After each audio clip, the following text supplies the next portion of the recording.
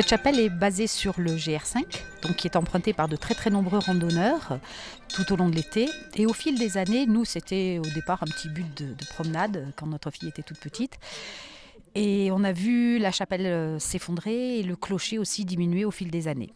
La voûte en pierre de la chapelle existait, quelques bardeaux étaient partis et le clocher avait encore son arceau. Il n'y avait plus les bardeaux, il n'y avait plus la cloche, mais enfin il avait encore, disons, sa hauteur normale.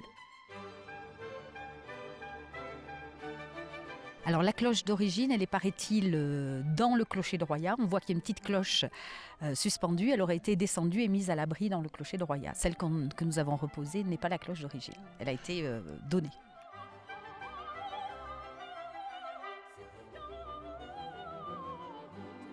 Restaurer le tableau de Saint-Sébastien, qui est un triptyque sur bois qui se trouve dans l'église de Royat et qui vraisemblablement était le tableau de la chapelle Saint-Sébastien, puisque le personnage central est un Saint-Sébastien.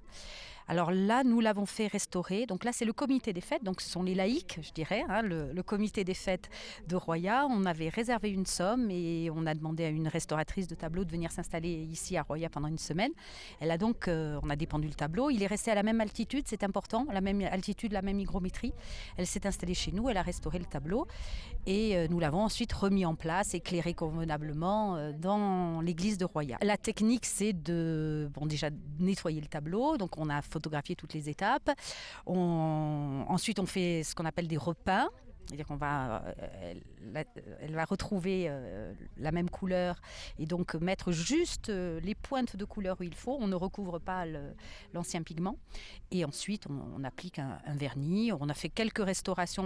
Mon mari a fait quelques restaurations sur le bois du cadre, en fait, puisque c'est une peinture sur bois, qui serait environ du XIVe siècle, XIVe ou XVe siècle.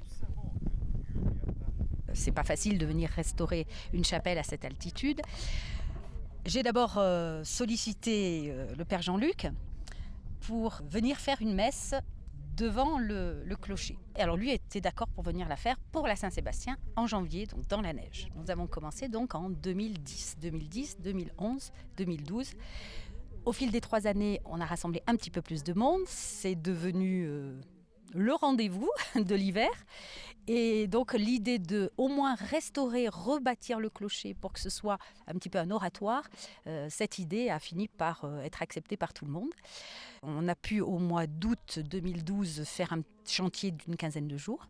Alors pour cela, nous avons eu l'aide de la mairie de Saint-Étienne qui nous a financé un héliportage et une partie des matériaux. Le comité des fêtes a financé une autre partie des matériaux, du ravitaillement, des vivres, parce que nous sommes restés une quinzaine de jours à manger tous les jours.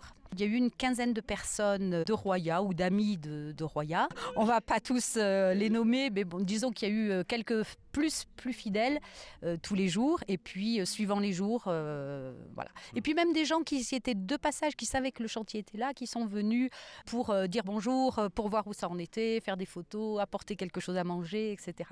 Donc ça a été un moment très sympathique. Nous avons fait un échafaudage en bois pour ceinturer le clocher, remonter avec les pierres qui étaient sur place. Donc il avait fallu amener l'eau, le ciment, le sable, pelle, pioche, enfin, etc. Nous avons monté une tente aussi pour mettre tout à l'abri et puis pour éventuellement nous mettre à l'abri. Non, ça a été un moment vraiment très très sympathique.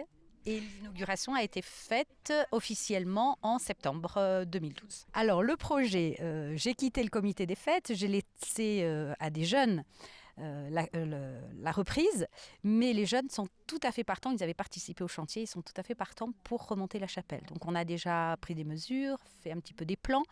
L'idée, c'est bien sûr que toute la voûte en pierre qui est tombée, il faut déblayer l'intérieur, donc on aura besoin d'une petite pelle mécanique, qui veut dire héliportage.